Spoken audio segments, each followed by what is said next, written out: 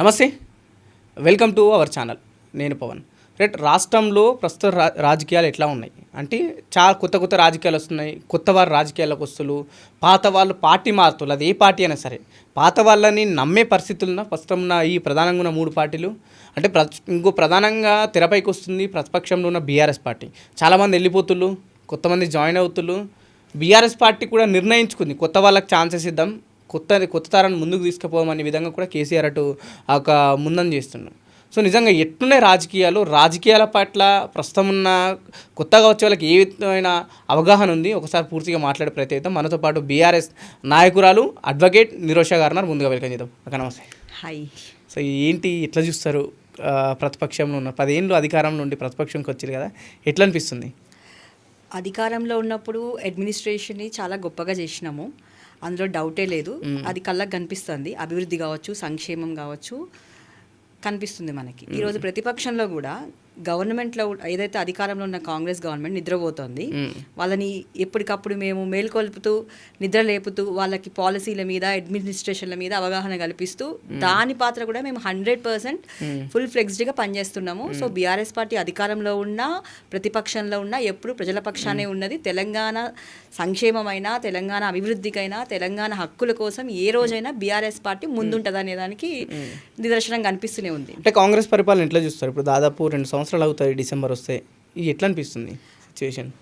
డెఫినెట్గా కాంగ్రెస్ ఫెయిల్ అయిందనేది అందరూ చర్చించుకునే విషయం. బీఆర్ఎస్ పార్టీయా లేకపోతే అందరా? అందరూ చర్చించుకుంటారు. అది ఇట్స్ ప్రూవెన్ కదా. ఇప్పుడు చూడండి, 6 గ్యారంటీలు అన్నారు, అది చేయలేదు. 420 హామీలు అన్నారు, అది చేయలేదు. ఇంకొకటి ఈ మధ్య రీసెంట్గా బనకచర్ల ప్రాజెక్టు చంద్రబాబు నాయుడు గారు కడుతున్నారు. దానికి అసలు అప్రూవల్ లేని ప్రాజెక్టులు అవి. దానికి కేంద్రం చర్చకు పిలుస్తుంది.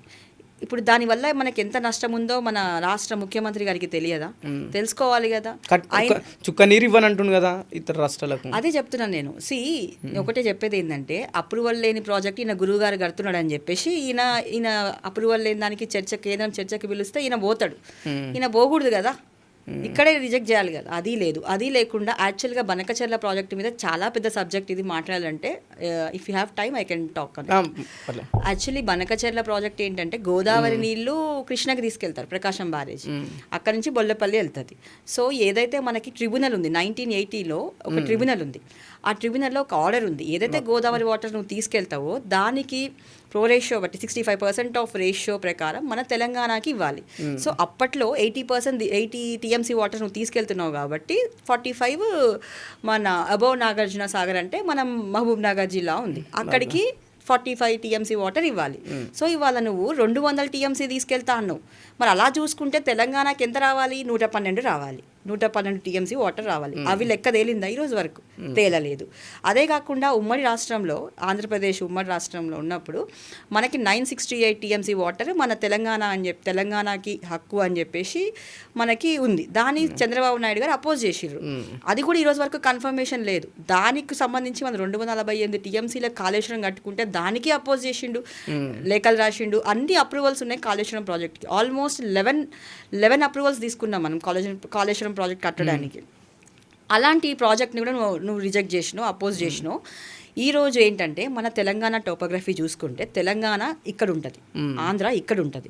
సో ఇప్పుడు మేడిగడ్డ దగ్గర 2 పిల్లర్లు కుంగిని అని చెప్పి అంటున్నావు. అక్కడ నువ్వు లిఫ్ట్ చేస్తే వాటర్ నీకు ఇంకా మిగులు జలాలు ఎక్కడి నుంచి వెళ్తాయి? అంటే నువ్వు కేవలం చంద్రబాబు నాయుడు గారి ప్రయోజనాల కోసము, ఆంధ్ర ప్రయోజనాల కోసమే నువ్వు ఇక్కడ లిఫ్ట్ చేయట్లేదు. ఇది నువ్వు మరమ్మతులు చేసి రిపేర్ చేసి అది ఇంటేక్ తీసుకొస్తే అక్కడ నీకు వాటర్ మిగులు జలాలు ఉండవు అక్కడ. సో నువ్వు అందుకనే ఆ మేడిగడ్డ దగ్గర ఉన్న 2 పియర్స్ని నువ్వు రిపేర్ చేయట్లేదు అనేది అయిపోయింది. కేవలం చంద్రబాబు నాయుడు కోసమే మేడిగడ్డ పిల్లర్స్ రిపేర్ చేయట్లేదు. డెఫినెట్గా ఇప్పుడు అదే చెప్తున్నాను కదా, అక్కడ లిఫ్ట్ చేస్తే ఇంకా మిగులు జలాలు ఎక్కడ ఉంటాయి? ఇంకొకటి, చంద్రబాబు నాయుడు గారు వరద జలాల మీద మేము ప్రాజెక్టులు కడుతున్నాం అంటున్నారు. వర్షాలు వస్తాయి, రావు. ఇట్స్ అది నేచర్. దాని మీద ఆధారపడి ఎవరు ప్రాజెక్టులు కట్టరు. మరి అంత గొప్ప వ్యక్తికి ఆ మాత్రం తెలియదా అనేది నాకు తెలియదు. సో ఇక్కడ కేవలం ఏంటంటే, ఇంకొకటి కూడా మన రేవంత్ రెడ్డి గారు మొన్న వెళ్ళినప్పుడు, చర్చకి వెళ్ళినప్పుడు ఏమంటాడు, అసలు ఆ అంశమే రాలేదు అని అంటాడు. అదే ఆంధ్రప్రదేశ్ మినిస్టర్ వచ్చి బయటకు వచ్చి ఏం చెప్తారు?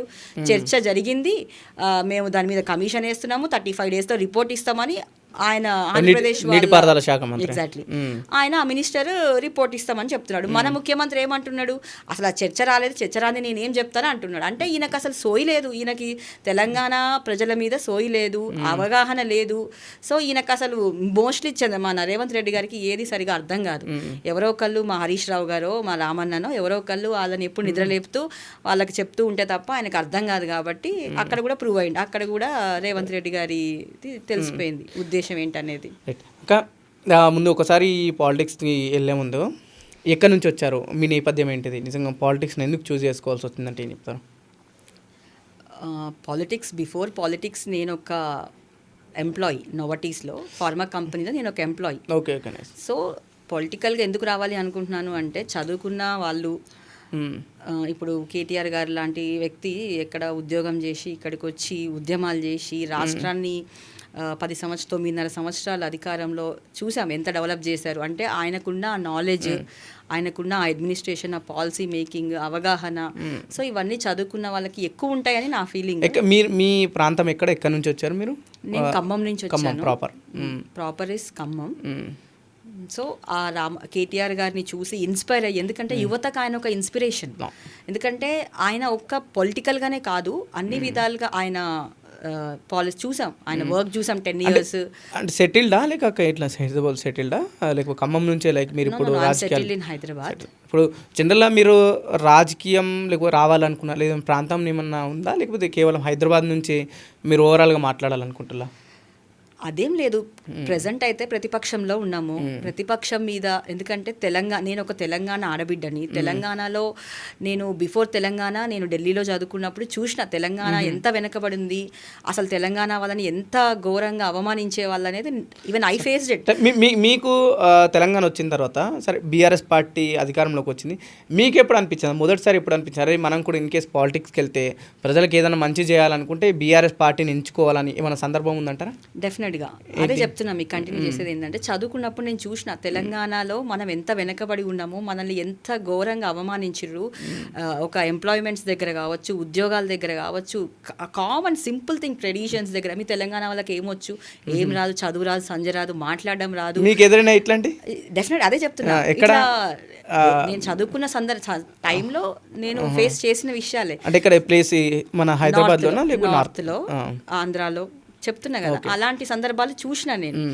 అప్పుడు ఏంటంటే ఉద్యోగాలు లేకుండా తెలంగాణ వాళ్ళకి ఉద్యోగాలలో నష్టం జరిగింది, చదువులో అన్ని విధాలుగా మనం వెనకబడిపోయినాము. ఆ టైంలో ఏమనిపించేదంటే, అరే తెలంగాణ వస్తే మనకు కూడా మన ఉద్యోగాలు మనకు వస్తాయి, మనం కూడా కాలేజెస్ ఎస్టాబ్లిష్ చేసుకోవచ్చు అని ఈరోజు బీఆర్ఎస్ పార్టీని ఎంచుకోవడానికి కారణం ఏంటంటే, కేసీఆర్ గారు అంత ముందడిగేసి చావు నోట్లో తలబెట్టి కేసీఆర్ గారు తెలంగాణ రాష్ట్రాన్ని సాధించడమే కాకుండా, కేటీఆర్ గారు ఒక చదువుకున్న వ్యక్తి, ఉన్నత చదువులు చదివి ఈరోజు హైదరాబాద్లో ఇంత డెవలప్మెంట్, ఎంత పెట్టుబడులు తీసుకొచ్చారు, ఎన్ని కంపెనీస్ వచ్చినాయి, ఎంత తెలంగాణని ఎంత అభివృద్ధి చేసుకున్నాము. అసలు వరల్డ్ మ్యాప్లోనే తెలంగాణ అంటే ఇవాళ today I'm very proud to say that I'm from Telangana అని. ఏ కంట్రీ, అప్పట్లో స్టేట్ వరకే ఉండేది, బట్ టుడే ఏ కంట్రీకి వెళ్ళినా కూడా I'm from Telangana, I'm from Hyderabad అంటే I'm feeling so proud of it. It's all because of BRS party. ఉన్నారా పొలిటికల్ బ్యాక్గ్రౌండ్ మీ ఫ్యామిలీలో ఎవరైనా ఉన్నారా?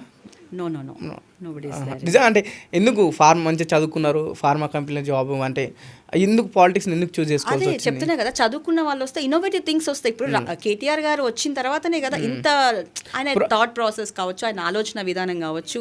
ఇప్పుడు ఆయన కన్స్ట్రక్షన్, ఆయన మున్సిపల్ మినిస్టర్గా చేసినప్పుడు ఫ్లైఓవర్స్ కట్టడం, ఇదంతా ఆలోచన. అంటే చదువుకున్న వాళ్ళు కొంచెం ఇన్నోవేటివ్ ఆలోచన ఉంటుంది, కొత్త ఆలోచనలు ఉంటాయి. అంటే సాధారణంగా పాలిటిక్స్కి రావాలంటే ఇంట్లో పొలిటికల్ బ్యాక్గ్రౌండ్, లేదంటే ఎవరైనా ఇన్స్పైర్ చేయడమో, లేకపోతే జనరల్ స్టార్టింగ్లో ఎవరితో తిరగడమో, ఇట్లాంటి దాంతో బ్యాక్గ్రౌండ్తో వస్తారు. అదే చెప్తున్నాను కదా, తెలంగాణను తీసుకొచ్చిన కేసీఆర్ గారి పార్టీ ఒకటైతే, తెలంగాణలో ఇంత అభివృద్ధి చేసిన కేటీఆర్ గారిని చూసి తెలంగాణలో మనం కూడా ఆ రోజు ఎలాగో ఉద్యమంలో ఒక భాగంగా ఉన్నాం, ఈరోజు తెలంగాణ అభివృద్ధిలో కూడా మనం ఒక భాగమై ఉండాలి, అలాంటి గొప్ప వ్యక్తుల దగ్గర మనం పనిచేయాలనే ఒక ఆలోచన నాకు కలిగింది. కాబట్టి నేను పొలిటికల్ బీఆర్ఎస్ పార్టీ అంటే బీఆర్ఎస్ పార్టీ ఉంది, ఇంకో కాంగ్రెస్ ఉంది, బీజేపీ ఉంది.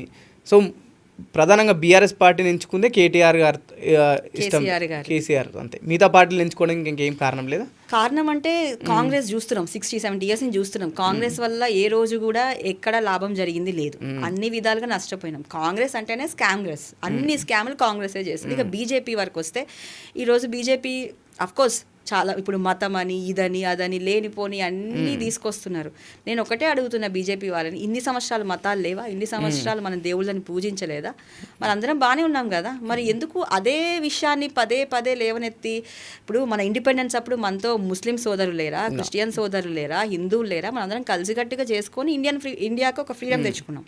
అలాంటిది ఇవాళ నువ్వు ఎట్లా నువ్వు ఒక మతాన్నో లేకపోతే ఇంకొక దాన్నో నువ్వు ఉద్దేశించి మాట్లాడడం అనేది కరెక్ట్ కాదని నాకు అది నచ్చలేదు. యాక్చువల్లీ నాకు అది నచ్చలేదు అంటే నాకు వాళ్ళ పాలసీ అనేది వాళ్ళ ఎజెండా అనేది నాకు అనిపించలేదు. అండ్ దట్టు నేను తెలంగాణ అమ్మాయిని కాబట్టి చెప్పిన ఇందాకనే, but before Telangana state and after Telangana state నేను చూసినా కాబట్టి నాకు కేసీఆర్ గారి మీద అభిమానంతో నేను ఈ పార్టీని ఎంచుకోవడం జరిగింది. సో ఇంకంతే, ఈ మిగతా పార్టీలు ఎంచుకోకపోవడం కారణం ఎంచుకోవడం ఇది అంతే. సో ఇట్లుంది. ఇప్పుడు కాంగ్రెస్ పార్టీ అధికారంలోకి వచ్చింది, ఇస్తానన్న 6 గ్యారెంటీలు ఇస్తుంది, వాళ్ళు చేస్తానన్న హామీలు కూడా ప్రజల దగ్గర తీసుకెళ్తుంది, అమల్లో ఉన్నాయి. సో ఎందుకు బీఆర్ఎస్ పార్టీ పదే పదే విమర్శించాల్సి వస్తుంది? 6 గ్యారెంటీలు ఎక్కడిచ్చారండి? ఎక్కడిచ్చారు? ఒక్క ఫ్రీ బస్ ఇచ్చారు, దాని వల్ల కూడా ఉపయోగం ఏమీ లేదు. ఇప్పుడు 500 గ్యాస్ సిలిండర్ ఇచ్చిన అన్నారు, 2500 ఇచ్చిన. సో గతంలో బీఆర్ఎస్ పార్టీ 2000 ఇస్తే మేము 4000 ఇచ్చినామన్నారు. ₹1,00,000 రుణమాఫీ చేస్తే మేము 2 లక్షలు చేసినాం అంటున్నా. వాళ్ళు మేనిఫెస్టోలో పెట్టుకునే చదువుతా ఉంటే ఇక రోజు చదువుతూనే ఉండాలి, కానీ ఇచ్చిర్రా? ఎక్కడైనా అమలైందా? అమలైనట్టు ఏ ఊర్లో అయినా ఏ గ్రామంలో అయినా ఎవరైనా 4,000 పెన్షన్ వస్తుందా? 2 మహిళలకు 2,500 వస్తుందా? ఆ రుణమాఫీ 2 లక్షల వరకు అయిందా?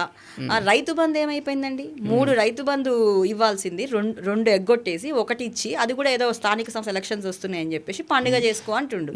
అంటే ఆయనకి రైతుల పట్ల కూడా ఆయనకు గౌరవం లేదు. అసలు రేవంత్ రెడ్డికి పరిపాలన మీద అవగాహన లేదు. ఇప్పుడు వచ్చి రాగానే 50,000 ఉద్యోగాలు కూడా కాంగ్రెస్ పార్టీ అధికారంలోకి వచ్చిన వెంటనే ఇచ్చింది. 2 రోజులలో 50,000 ఉద్యోగాల వాళ్ళేమి ఇవ్వలేదు, 5,000 ఇచ్చిర్రు. అది మిగతావన్నీ మేము మన కేసీఆర్ గారి గవర్నమెంట్ ఉన్నప్పుడు ఇచ్చిన నోటిఫికేషన్ కి నియామకాల పత్రాలు ఇచ్చి నేను ఇచ్చిన అంటున్నాను. మీరెందుకు ఇవ్వలేకపోయింది సార్? మీ హయాంలో నోటిఫికేషన్ పత్రాలు ఇచ్చిన అంటున్నారు, మీరెందుకు ఇవ్వలేకపోయింది అదే ఉద్యోగాలు? అదే చెప్తున్నా. నేను ఏమంటున్నా అంటే, రాష్ట్రం రాకముందు కాంగ్రెస్ గవర్నమెంట్ ఉన్నప్పుడు ఎన్ని నోటిఫికేషన్లు వచ్చినాయి, ఎన్ని ఉద్యోగాలు వచ్చినాయి తెలంగాణ వాళ్ళకి? నిజంగా వచ్చిందా బీఆర్ఎస్ పార్టీ అధికారంలోకి వచ్చిన ఉద్యోగాలు? Let me explain you in detail. యాక్చువల్గా ఏంటంటే, మన రాష్ట్రం రాకముందు నిరుద్యోగం అనేది ఒక పెద్ద సమస్య, అవునా? ఈ నిరుద్యోగ సమస్య పెరగడానికి కారణం ఎవరు? కాంగ్రెస్ గవర్నమెంట్.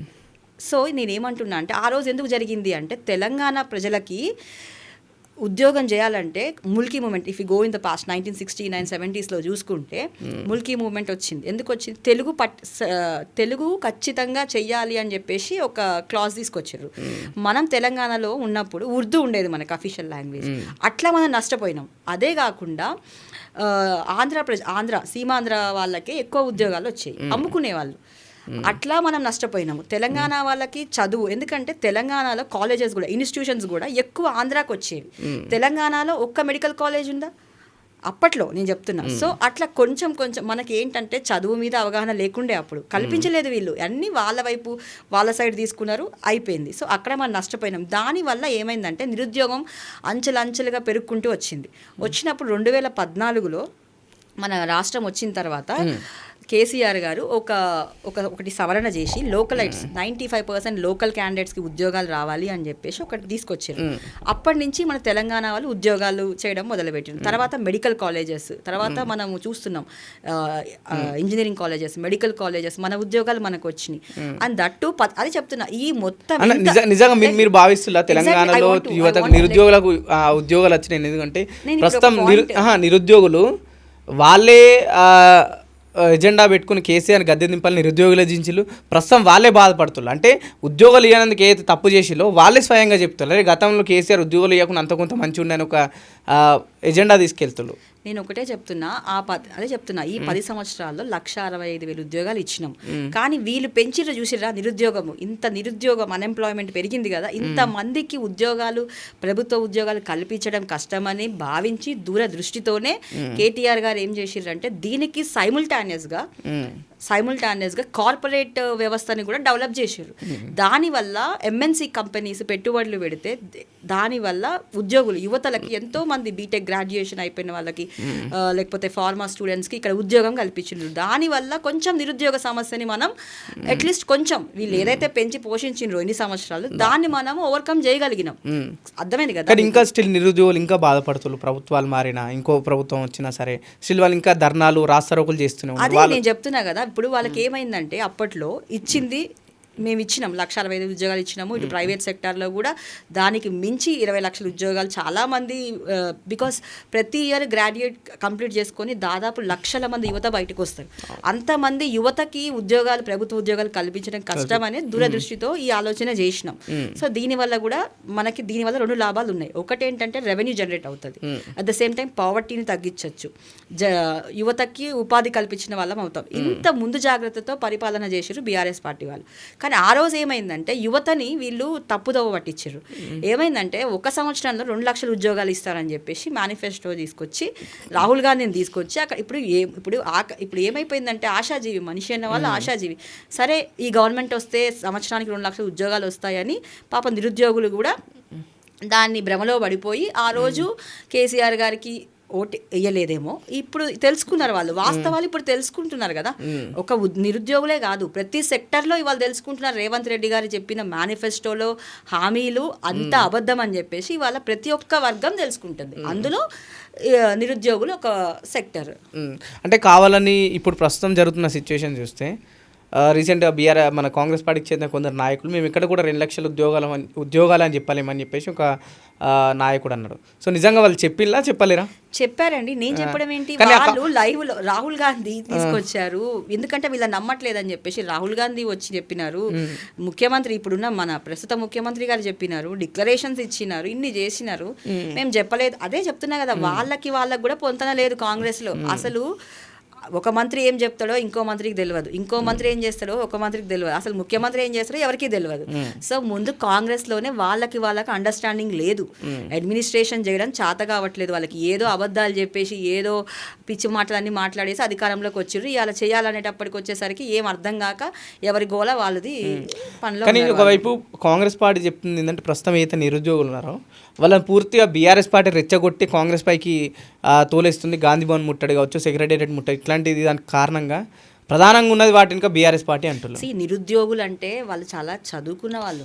నిరుద్యోగులు అంటే దర్ నాట్ లైక్ ఇలిటరేట్స్ కాదు, వాళ్ళు చదువుకొని ఒక educated people, they know what to do. So వీళ్ళు ఏం చేసిర్రంటే అప్పుడు 2 లక్షల ఉద్యోగాలు ఇస్తారన్నారు కాబట్టి ఆశతో వస్తాయేమో అని ఆశతో పోయినరు. ఈ రోజు జరగట్లేదని తెలిసిర్రు కాబట్టి దాని ఇంటెన్సిటీ వాళ్ళకి ఎక్కువ కనిపిస్తుంది ఇంకా మాకంటే కూడా. బీఆర్ఎస్ పార్టీ వాళ్ళు ఎవరికి వెళ్ళి చెప్పాల్సిన అవసరం లేదు, నిరుద్యోగులకి అర్థమైపోయింది. సో వాళ్ళు దానికి సంబంధించి ముట్టడి చేస్తున్నారు, ధర్నాలు చేస్తున్నారు. వాళ్ళు నేర్పిన బాటలోనే వీళ్ళు పోతున్నారు కదా. వాళ్ళే కదా ఒకప్పుడు బీఆర్ఎస్ పార్టీ మీద రెచ్చగొట్టింది. కానీ వాళ్ళు అవసరం లేదు, ఎందుకంటే ఇస్తా అన్నది ఇవ్వలేదనే తెలిసిపోయింది వాళ్ళకి. వాళ్ళు educated person, they know what to do, so they are doing it. ఎట్లుంది రాష్ట్రంలో రైతుల పరిస్థితి? రైతుల పరిస్థితి ఇంకా ఘోరంగా ఉంది. రైతు బంధు ఇవ్వలేదు, రుణమాఫీ చేస్తా అని చేయలేదు. ఇప్పుడు రీసెంట్గా యూరియా, ఇప్పుడు ఒకటేంటంటే ప్రభుత్వానికి తెలిసి ఉండాలి, సీజన్ వచ్చే ముందు యూరియా అనేది ముందస్తుగా మనం ప్రిపేర్ అయి ఉండాలనేది తెలిసి ఉండాలి. అది లేదు, ఆ సోయి లేదు వాళ్ళకి. అది లేకుండా వచ్చిన యూరియా ప్యాకెట్స్ కూడా వీళ్ళు బ్లాక్ మార్కెట్లో, లోకల్ నాయకులు బ్లాక్ మార్కెట్లో అమ్మేసుకుంటున్నారు. జరుగుతుంది అదే. సో యూరియా స్కేర్సిటీ వచ్చిన తర్వాత నిన్న పోయి నువ్వు సెంట్రల్ మినిస్టర్కి నువ్వు రిప్రజెంటేషన్ ఇస్తావు. అసలు నువ్వు ఎప్పుడు ఇవ్వాలి? ఇప్పుడు నిద్ర లేచినవా నువ్వు? అంటే నీకు ఈ మాత్రం సోయి, నీకు మాన్సూన్ ఇది ప్రతిసారి వచ్చే సీజనే కదా, నీకు తెలియదా? అంటే నువ్వు ఎవరిని బ్లేమ్ చేయాలని? అంటే నీకు ముందు పరిపాలించడం చేత కాదు. అసలు నీకు రాష్ట్రానికి ఏం కావాలి, తెలంగాణ జనాలకి ఏం కావాలి, అసలు ఏది సోయి లేదు మీకు. సో ఈ రోజు నువ్వు ఇప్పుడు వచ్చి ఇస్తున్నావు. ఇంకోవైపు బీజేపీలో ఉన్న మంత్రులు డైరెక్ట్ చెప్తున్నారు సౌత్ ఇండియాకి అయితే కిందున్న రాష్ట్రాలకు యూరియా తగ్గించండి, యూరియా పంపకండి అని చెప్పేసి కూడా బీజేపీ నాయకులు బలంగానే స్టేట్మెంట్ ఇవ్వడం జరుగుతుంది. దీని వీటిలో ఏం చెప్తాను? అదే చెప్తున్నా కదా నేను, బీజేపీ అయినా కాంగ్రెస్ అయినా మీరే అంటున్నారు సౌత్ ఇండియాకి ఇవ్వద్దు అంటే, సౌత్ ఇండియాలో one of the state is Telangana. So తెలంగాణకి బీజేపీ కూడా ఇవ్వద్దని చెప్తున్నట్టే కదా. మరి బీజేపీ తగ్గించండి, యూరియాని ఎక్కువ వాడకం తగ్గించండి, పర్యావరణాన్ని కాపాడండి అంటున్నారు.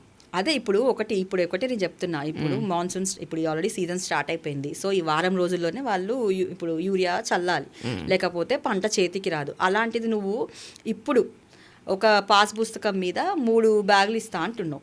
ఒక ఎకరానికి ఒక బ్యాగ్ సరిపోతుంది.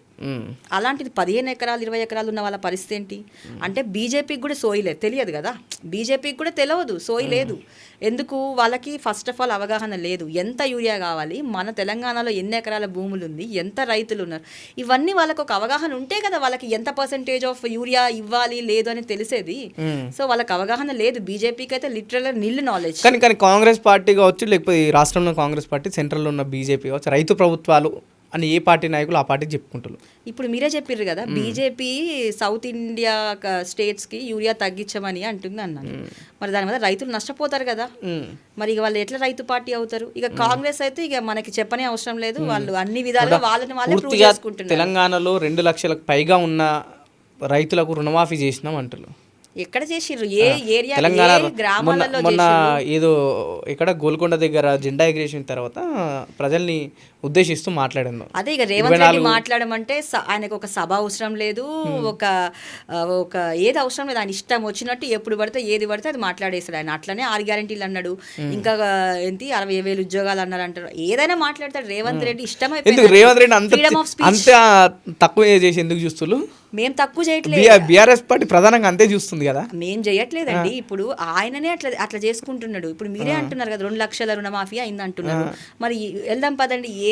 ఏ గ్రామాల్లో అయింది, ఏ నియోజకవర్గంలో అయింది, ఏ జిల్లాలో అయింది, ఎక్కడైందో మరి వెళ్ళి అడిగితే అప్పుడు జనాలకు తెలిసిపోతుంది. ఆయనని మేము కామెడీ చేయడం కాదు, ఆయన it self is becoming a comedian. మేము చేసేది ఏం లేదు. బీఆర్ఎస్ పార్టీ నాయకులు వాళ్ళ సోషల్ మీడియా పూర్తిగా కాంగ్రెస్ పార్టీని ట్రోల్ చేయడానికి ఆ పార్టీ ఉన్నది తప్ప ప్రజా సమస్యలపైన కొట్లాడతలే అని చెప్పేసి కాంగ్రెస్ పార్టీ నాయకులు బలంగా విమర్శిస్తారు. దీనిపైన మీ సమాధానం? సోషల్ మీడియాని ఎక్కువగా వాడిందే రేవంత్ రెడ్డి.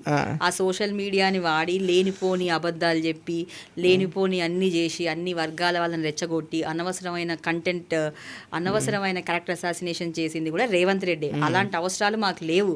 ఈ రోజు కూడా వరదలు వస్తుంటే మా నాయకులు వెళ్తున్నారు జనాల దగ్గరికి. ఒక్క కాంగ్రెస్ వాళ్ళు వెళ్తున్నారా? కాంగ్రెస్ మంత్రులు వెళ్తున్నారా? ఖమ్మం జిల్లాలో వరదలు వస్తున్నాయి, వరంగల్ జిల్లాలో వరదలు వస్తున్నాయి, ఎక్కడైనా కాంగ్రెస్ నాయకులు వెళ్తున్నారా? లేదు. ఎక్కడికక్కడ ప్రతి చోట. ఇప్పుడు తెలంగాణలో ఈయన home minister, is also home minister కదా. సో ఎక్కడైనా ఎంత క్రైమ్ రేట్ పెరిగిపోతుంది. అసలు ఏంది ఈయన చేసేది? లా అండ్ ఆర్డర్ లేదు. కేవలం పోలీసు వాళ్ళని బీఆర్ఎస్ పార్టీ నాయకుల మీద ఉసిగొలపడం తప్ప, వాళ్ళకి సంబంధించి ఉద్యోగమే చేస్తున్నారు పోలీసు వాళ్ళు తప్ప. They are not maintaining law and order ఎక్కడ కూడా. మీరు అన్నట్టు బీఆర్ఎస్ పార్టీ వాళ్ళు గతంలో తప్పులు చేసింది కాబట్టి ప్రస్తుతం ఆ తప్పులకు శిక్షలు ఎదుర్కొంటున్నారు అనుకోవచ్చు. తప్పులు ఎక్కడ చేసినామండి? దానికి సాక్ష్యాలు ఏవి? ఇక రేవంత్ రెడ్డి చెప్తే అయిపోతుందా? ఇక నేను చెప్పినా రేవంత్ రెడ్డి అయిపోతుందా? దానికి ఒక చట్టం ఉంటుంది, దానికి ఒక ప్రాసెస్ ఉంటుంది, దానికి ఒక లెక్క ఉంటుంది. ఈయనకి ఏం తెలియక మీరు కూడా అట్లా మాట్లాడితే ఏం సమాధానం చెప్తాం మేము? రేవంత్ రెడ్డికి ఏం తెలియదు. అట్లా నేను తెలియదనట్లేదు. Is proving himself that he doesn't know anything అని. ఆయన మాట్లాడే విధానం బట్టే జనాలకు అర్థమైపోతుంది that he is not aware of things అనేది. ఇప్పుడు ఉద్యోగాలు ఇచ్చినామంటుండు, అసలు నోటిఫికేషన్ వేసిండా? జనాలకి తెలియదు, చదువుకున్న పిల్లలకి తెలియదా? నోటిఫికేషన్ వేయకుండానే రేవంత్ 10 ఏళ్లలో బీఆర్ఎస్ పార్టీ గ్రూప్ 2 పెట్టలేదు ఎగ్జామ్. 10 ఏళ్లలో ఒక్కసారి కూడా. కాంగ్రెస్ పార్టీ అధికారంలో వచ్చిన సంవత్సరం కాలం పూర్తి కాకముందే గ్రూప్ 2 ఎగ్జామ్ పెట్టింది. నోటిఫికేషన్ ఎప్పుడు ఇచ్చిరండి? మీరు చెప్పండి. నిజం 2 సార్లు బీఆర్ఎస్ పార్టీలో ఒకసారి పేపర్ లీకు, ఒకసారి ఓఎంఆర్ షీట్ల ఇష్యూ, 2 సార్లు ఇష్యూ అయినాయి. ఒకసారి పెట్టలేకపోయింది. పక్కన ఆంధ్రప్రదేశ్లో 4 సార్లు పెట్టిల్లు గ్రూప్ 2. అదే చెప్తున్నా, గ్రూప్ 2 అది బీఆర్ఎస్ తప్పు కాదంటారా? కాదు, let me explain in detail. యాక్చువల్గా గ్రూప్ 2 నోటిఫికేషన్ ఎప్పుడు వచ్చింది? బీఆర్ఎస్ గవర్నమెంట్ ఉన్నప్పుడు వచ్చింది. నోటిఫికేషన్ వచ్చిన తర్వాతనే నేను ఎగ్జామ్ పెట్టి దీని కొత్త నోటిఫికేషన్ వేసేమని పెట్టిందా? నేను అదే అంటున్నాండి. 10 ఏళ్లలో రెండోసారి ప్రభుత్వం పూర్తయ్యే సమయంలో నోటిఫికేషన్ ఇచ్చి మళ్ళీ నిరుద్యోగులను కావచ్చు, ఎవరైతే ఆశావాహులను మభ్యపెట్టనీకే కదా. కాదు, అదే చెప్తున్నా నేను. గ్రూప్ 2 నోటిఫికేషన్ ఇచ్చి మేము ఎగ్జామ్ రాసిన తర్వాత కూడా దాన్ని జనాలని ఉసిగొలిపి దాన్ని ఆపిచ్చింది ఎవరండి? మొన్న గ్రూప్ 2 ఎగ్జామ్ లిటరల్గా నాకు గుర్తొచ్చింది. ఇప్పుడు అశోక్ సార్ అదే ఏదో 2-3 ఎగ్జామ్స్ టై అవుతున్నాయని చెప్పేసి వీళ్ళందరూ కలిసి స్కెడ్యూల్ మార్చాలి. ఐ థింక్ సెంట్రల్ ఎగ్జామ్ ఒకటి, గ్రూప్ 2 ఎగ్జామ్ ఆ రోజు సేమ్ డే కండక్ట్ అవుతుంది ప్రిపరేషన్ అని చెప్పేసి వాళ్ళే కదా తీసుకొచ్చింది. ఓకే, వీటి గురించి అంటే గ్రూప్ 2 ఎగ్జామ్, ప్రధానంగా గ్రూప్ 2 ఎగ్జామ్ గురించి మాట్లాడుతున్నాను. 10 ఏళ్లలో ఒక్కసారి పెట్టలేకపోయింది. అదే చెప్తున్నా, గ్రూప్ 2 గురించే చెప్తున్నా నేను. ఆ రోజు గ్రూప్ 2 ఎగ్జామ్ కి అడ్డుపడింది ఎవరు? వీళ్ళే కదా.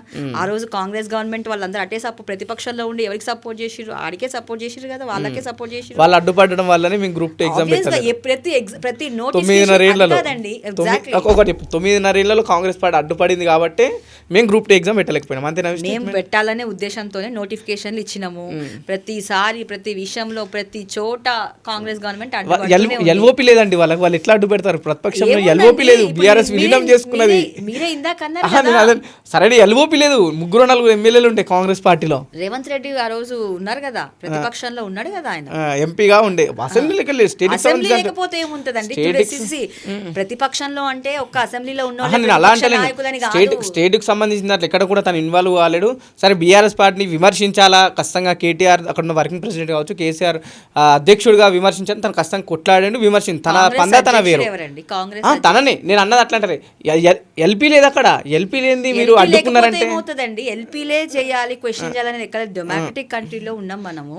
సో మనం ఎంచుకున్న పార్టీ మనం ఏదైనా క్వశ్చన్ చేయాలంటే ఒక ఎల్పీ మెంబర్సే కాదు, ఎవరైనా కాంగ్రెస్ పార్టీలో ఉన్న ప్రతి ఒక్కరు నిరోషాకర్ చెప్తున్నారు కాంగ్రెస్ పార్టీ అడ్డుకుంది కాబట్టి 9.5 ఏళ్లలో గ్రూప్ 2 ఎగ్జామ్ పెట్టలేకపోయినా. చెప్పట్లేదు, కాంగ్రెస్ పార్టీ ప్రతి విషయంలో అడ్డుపడింది, ప్రతి విషయంలో. ఎందుకు థింక్ లైక్ మొన్న రైతు బంధు డబ్బులు ఎలక్షన్ ముందు కేసీఆర్ గారు 7,000 కోట్లు సిద్ధం చేసి పెట్టిర్రు. దానికి కూడా రైతు బంధు కూడా అడ్డం పడింది ఎవరు? కాంగ్రెస్. దాన్ని కేసీఆర్ కుటుంబం వాళ్ళ సొంత అకౌంట్లోకి వేసుకోనకి వెళ్ళింది కాబట్టి మేము అడ్డుకున్నాం. ఇది టూ మచ్ అండి. కాసేపట్లో రిలీజ్ చేసే అమౌంట్ ని ఆయన ఎలక్షన్ కమిషనర్ కి లెటర్ పెట్టి ఓట్స్ డిఫరెంట్ వస్తాయని చెప్పేసి ఆయన ఆపిండు కదా, అదొక పాయింట్. అయితే బీసీకి సంబంధించి ఇందాకే చెప్పిన 34% తీసుకో.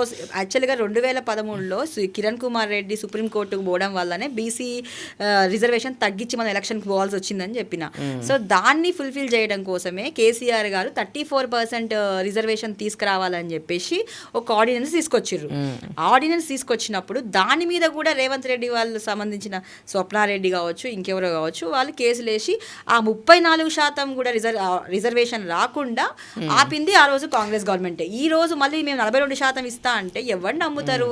దాన్ని కుదించిందే 23% బీఆర్ఎస్. అదే ఇప్పుడు గవర్నెన్స్ దగ్గర 2013లో కిరణ్ కుమార్ రెడ్డి గారు సుప్రీం కోర్టులో కేసు వేయడం వల్ల దానిని మనం కుదించి ఎలక్షన్ కి వెళ్లాల్సి వచ్చింది. అంటే ఆ రోజు కిరణ్ కుమార్ రెడ్డి గారు ఏ గవర్నమెంట్ లో ఉన్నారు? కాంగ్రెస్ గవర్నమెంట్. కాంగ్రెస్ పార్టీ చెప్తుంది ఏంటంటే 2018-19 పంచాయతీరాజ్ చట్టం ప్రకారం బీఆర్ఎస్ పార్టీ 23%కి సీల్ వేసి 42% పెంచడానికి వీల్లేదు. సో అందుకే మాకు ఇక్కడ ఉన్న గవర్నర్ గారు, అక్కడ ఉన్న రాష్ట్రపతి గారు సంతకం పెట్టట్లేదు అని చెప్పేసి బీఆర్ఎస్ పార్టీకి నెట్. సో దీన్ని ఎట్లా చూస్తారు? కాంగ్రెస్ వాళ్ళు ఏదైనా చెప్తారండి, వాళ్ళు ప్రతిదీ ఏది పడితే అది మాట్లాడతారు, కానీ మేము మాట్లాడలేము. మేము ఆన్ రికార్డ్ ఏముందో అదే మాట్లాడతాం. కిరణ్ కుమార్ రెడ్డి గారు ఆ రోజు సుప్రీంకోర్టులో వేయడం వల్లనే మనం కుదించి ఎలక్షన్స్కి వెళ్లాల్సి వచ్చింది. దాని తర్వాత దాన్ని ఫుల్ఫిల్ చేయడం కోసం కనీసం 34% చేద్దామని కేసీఆర్ గారు ఆర్డినెన్స్ తీసుకొస్తే ఆ రోజు కూడా కాంగ్రెసే అడ్డం పడింది.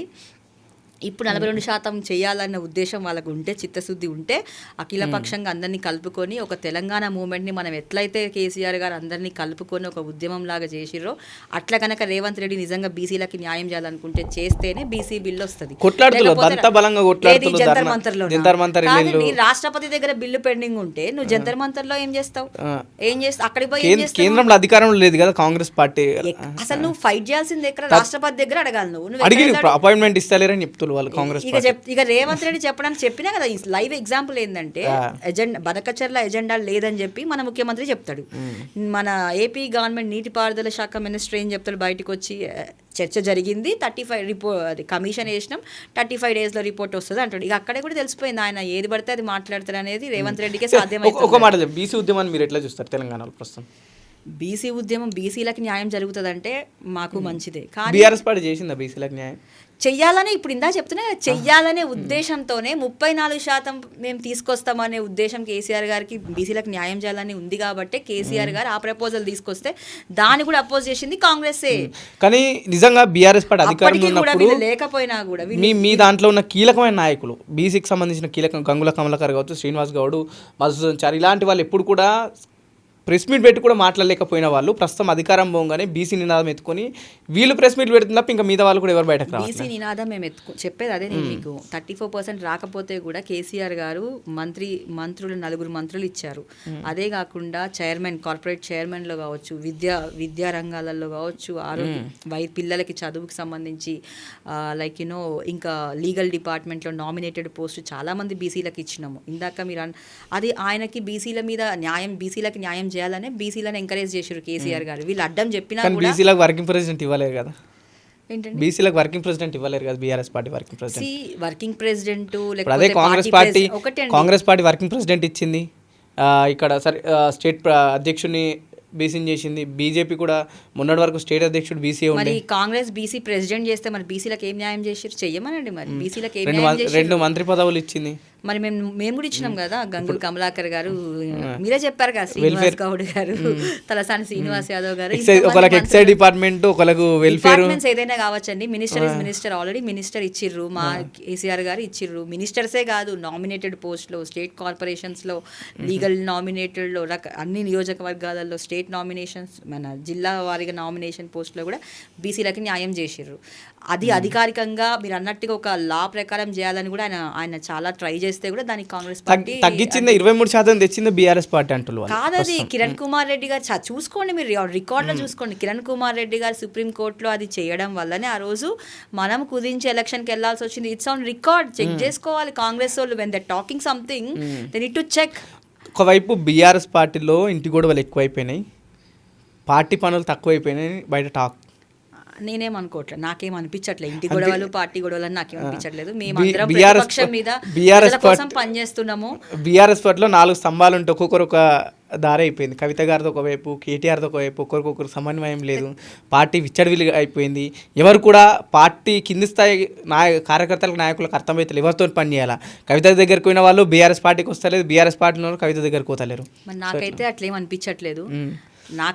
అనిపించట్లేదు, నేను కూడా బీఆర్ఎస్ పార్టీలోనే వర్క్ చేస్తున్నా కానీ మాకేం ఆ కన్ఫ్యూజన్ లేదు. మేమంతా చాలా క్లారిటీతో ఉన్నాము. మేము ఏ రోజు కూడా ప్రతిపక్షం మీద ప్రజల కోసం, తెలంగాణ హక్కుల కోసమే బీఆర్ఎస్ పార్టీ లీడర్స్ కానీ, బీఆర్ఎస్ పార్టీ కార్యకర్తలు కానీ పనిచేస్తున్నాం అనేది మా వరకు మాకు క్లారిటీ ఉంది. ఇక కాంగ్రెస్ వాళ్ళు ఏది పడితే అది మాట్లాడతారు కాబట్టి మేము దానికి కామెంట్ చేయాల్సిన అవసరం లేదు. స్థానిక సంస్థల ఎలక్షన్ రాబోతున్నాయి, ఎట్లుంది బీఆర్ఎస్ వేవ్? డెఫినెట్గా బాగుంది, చూస్తూనే ఉన్నాము. సో డెఫినెట్గా ఈసారి బీఆర్ఎస్ పార్టీ స్థానిక సంస్థల ఎలక్షన్లో మంచిగానే వస్తుందని అనుకుంటున్నాను. అంటే ఒకవైపు కాంగ్రెస్ 42% రిజర్వేషన్ ఇచ్చిన తర్వాతనే స్థానిక సంస్థల్లో ఎలక్షన్స్కి వెళ్తామంది. దాదాపు 12,700 గ్రామ పంచాయతీలలో ఇంకా ఇప్పటికి నిధులు లేవు. 2 సంవత్సరాలు అయిపోయింది అక్కడ ఉన్న సర్పంచ్ పాలన ముగిసిపోయి అధికార పాలన వచ్చి. సో ఎట్లుంది వ్యవస్థ గ్రామాలలో? అది ఎవరి ఫెయిల్యూర్? కాంగ్రెస్ ఫెయిల్యూరే కదా. దానికి నేనేం చెప్తా, కాంగ్రెస్ ఫెయిల్ అయిందని మీరే చెప్తున్నారు. అక్కడ మీ సెంటెన్స్లోనే కాంగ్రెస్ ఫెయిల్ అయింది అనేది క్లియర్గా తెలిసిపోతుంది.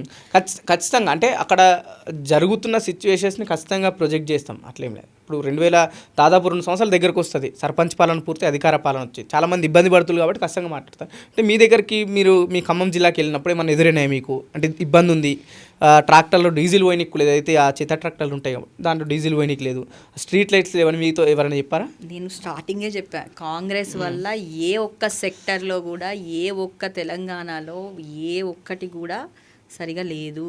అంతా అస్తవ్యస్తం చేసిండు రేవంత్ రెడ్డి. అంబులెన్స్లలో డీజిల్ లేదు. మొన్న కొడంగల్ నియోజకవర్గంలో కూడా అంబులెన్స్ లేక పాపం తోపుడు బండి మీద తీసుకెళ్తున్నారు. అంబులెన్స్లో డీజిల్ లేక తోసుకుంటూ వెళ్తున్నారు. ఈరోజు వాళ్ళ వరదలు చూస్తున్నాము, హైదరాబాద్లో వరదలు చూస్తున్నాము.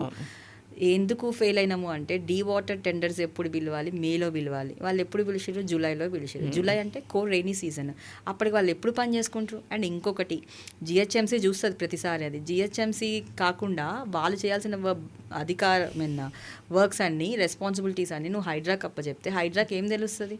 అండ్ ఇంకొకటి, కేసీఆర్ గారిని బద్నాం చేయాలని చెప్పేసి ఫ్లైఓవర్స్ పైన డ్రైన్ పాయింట్స్ ఉంటాయి, అవి క్లీన్ చేయించట్లేదు. అవి క్లీన్ చేయకపోతే వాటర్ కిందకి ఎట్లా వస్తాయి? అక్కడక్కడే వరదలు కురుస్తాయి. ఎందుకు అంటే కేవలం రేవంత్ రెడ్డి గవర్నమెంట్ ఏం చేయాలనుకుంటుందంటే మూసీ సుందరీకరణ అని చెప్పేసి అక్కడ 5 స్టార్ హోటల్ కట్టాలి, పేద ఇల్లు కూలగొట్టాలి, దానికి వరద సాకుగా చూపించాలి. కాబట్టి నీళ్ళన్నట్టు మళ్ళించడం వల్ల అక్కడ వరదలు వస్తాయి, ఇది కూలగొట్టాలని చెప్పేసి ఆడ కూలగొట్టించిన తర్వాత 5 స్టార్ హోటల్స్ కట్టాలనేది ఆయన ముఖ్య ఉద్దేశం తప్ప.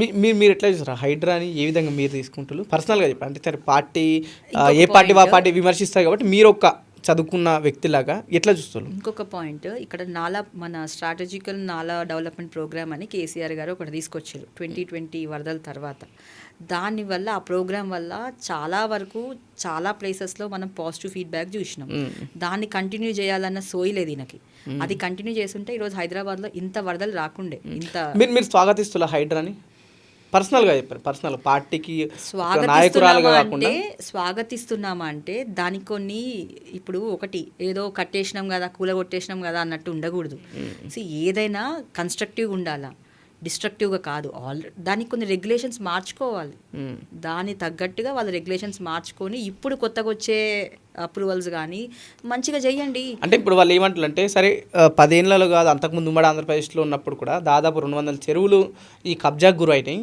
దాన్ని పునరుద్ధరించడానికి మేము హైడ్రాన్ తీసుకొచ్చినాం. ఎక్కడైతే నాలాల్లో లేకపోతే వీటి డ్రైనేజ్ల పైన అక్రమంగా కట్టిన కట్టడాలను కూడా మేము దాన్ని సివియర్గా యాక్షన్ తీసుకుంటాం అంటున్నాం. ఈ కట్టడాలు ఇవన్నీ మాట్లాడాలంటే ఇది కాంగ్రెస్ గవర్నమెంట్ నుంచి అప్పటి నుంచి వాళ్ళు అదే అంటున్నారు. సరే పర్మిషన్ ఇచ్చిర్రు అంటున్నా. ఆ రోజు అధికారంలో ఉన్న కాంగ్రెస్ గవర్నమెంట్ ఎందుకు పర్మిషన్స్ ఇచ్చింది? బీఆర్ఎస్ పార్టీని ఎక్కడ కూడా విమర్శిస్తలేరు హైడ్రా విషయంలో. ఐఎమ్ నాట్ టెల్లింగ్ యూ, నేనేం అపోజ్ చేయట్లేదు, లేకపోతే ఇది చేయట్లేదు. ఒకటే అంటున్నా, హైడ్రా రావడం మంచిదే, కానీ దానికి కొన్ని రెగ్యులేషన్స్ మార్చుకోవాలి అంటున్నా. పేద ప్రజలను ఇల్లు కూలగొట్టేసి ఏదో ఎప్పుడో 30-40 సంవత్సరాల క్రితం కట్టిన ఇల్లును కూలగొట్టడం అనేది మంచి పద్ధతి అయితే కాదు.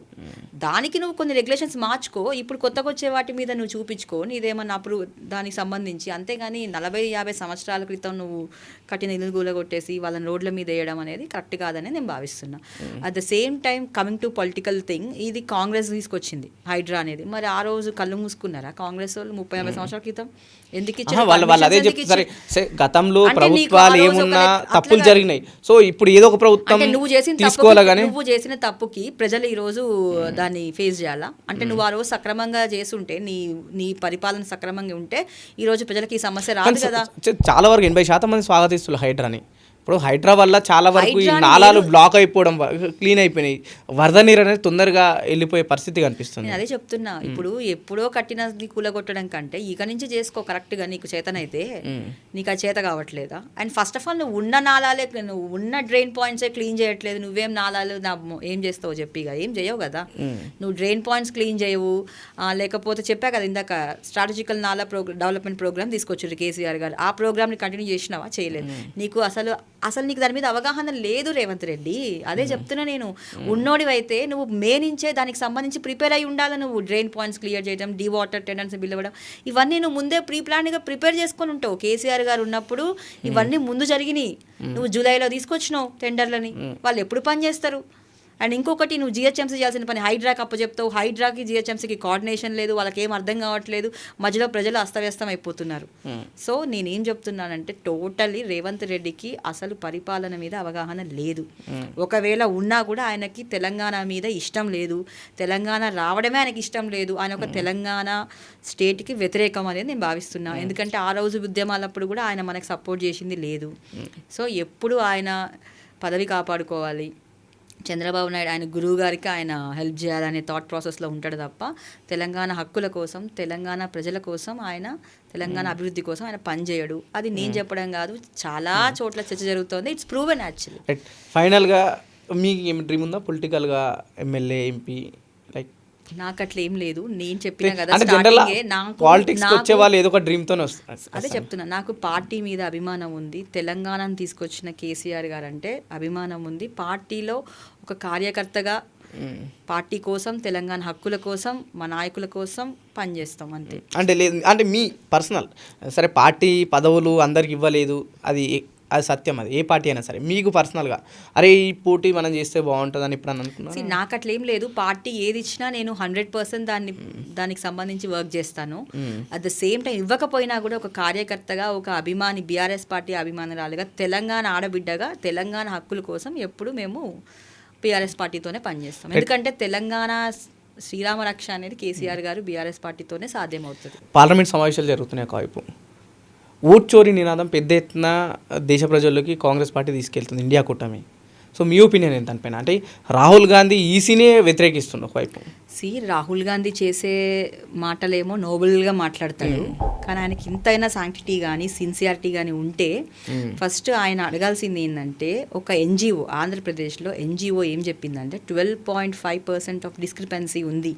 అంటే ఓట్ పోల్ అయిన దానికి, ఓట్ లెక్కించిన దానికి 12.5% ఆఫ్ ఓట్ డిస్క్రిపెన్సీ ఉందని చెప్పేసి ఒక ఎన్జిఓ నీకు ఇచ్చింది.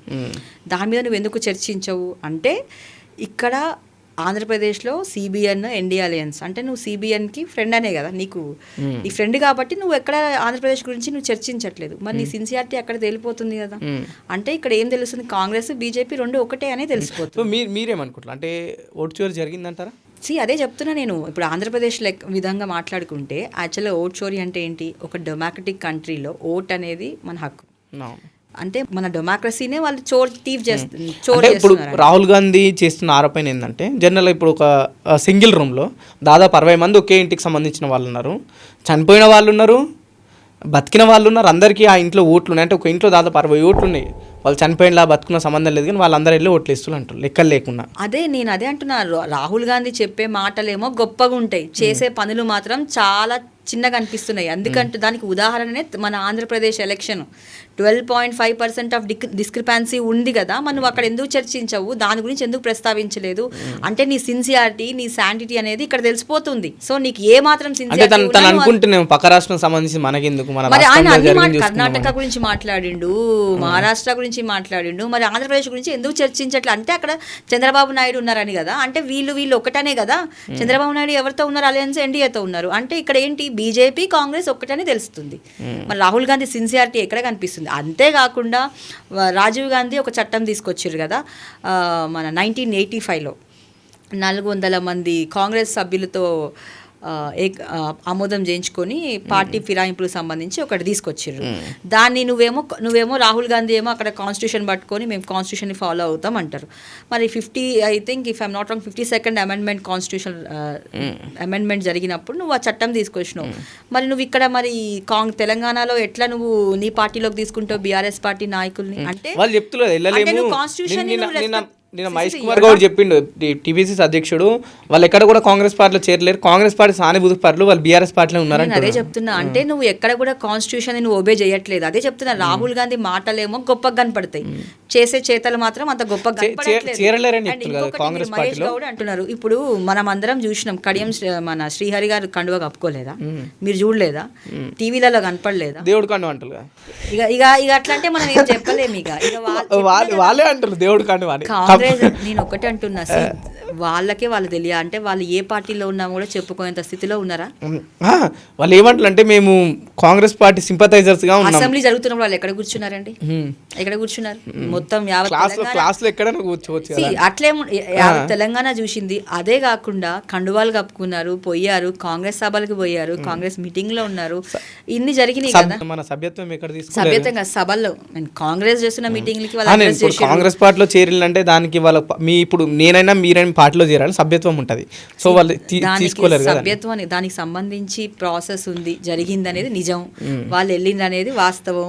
ఈ రోజు వెళ్ళిన వాళ్ళు మేము ఏ పార్టీలో ఉన్నామో కూడా తెలియదు అంటే వాళ్ళ దుస్థితి అది. ఒక అంత సీనియర్ లీడర్లు కూడా నేను పలానా పార్టీలో ఉన్నా అని చెప్పుకోలేనంత దుస్థితిలో వాళ్ళు ఉన్నారంటే మరి వాళ్ళ సీనియారిటీ వాళ్ళు చెక్ చేసుకోవాలా, వాళ్ళ నిబద్ధత, వాళ్ళ సీనియారిటీ. బై ఎలక్షన్స్ వస్తున్నాయా తెలంగాణలో? ఖచ్చితంగా వస్తాయి. ఎందుకంటే చెప్పారు కదా, సుప్రీంకోర్టు ఆల్రెడీ ఇచ్చింది కదా 3 monthsలో, స్పీకర్కి గట్టిగానే ఇచ్చింది ఈసారి. 3 monthsలో కనుక అది మీరు చేయకపోతే నా దగ్గరికి ఇంకా రాలేదంటున్నారు స్పీకర్ గారు ఆ తీర్పు. అట్లేమో నేనేమో మరి ఆయన చెప్పడం కాదు, సుప్రీంకోర్టు అయితే ఆర్డర్ ఇచ్చింది 3 monthsలో క్లియర్ చేయాలని. ఖచ్చితంగా స్పీకర్ గారు చేయాలి. బికాస్ ఆయన చేయకపోతే దానికి సంబంధించి కంటెంట్ ఆఫ్ కోర్ట్ కింద ఆయన కూడా కన్సిడర్ చేస్తామని సుప్రీంకోర్టు గట్టిగానే ఇచ్చింది ఈసారి. సో ఖచ్చితంగా వాళ్ళు చెయ్యాలి. చేసినప్పుడు దానికి సంబంధించి బై ఎలక్షన్స్ వస్తాయి. బై ఎలక్షన్స్ వచ్చినప్పుడు బీఆర్ఎస్ కూడా గట్టి పోటీ ఇస్తుంది, ఖచ్చితంగా గెలుస్తామని భావిస్తున్నాం. Thank you. ఖచ్చితంగా మీరు రావాలి, మీలాంటి వాళ్ళు ఖచ్చితంగా పాలిటిక్స్లో ఉండాలి. మా వంతు కృషి కూడా మీకు సపోర్ట్గా మేము ఉంటామని చెప్తున్నాం అక్క. Thank you so much.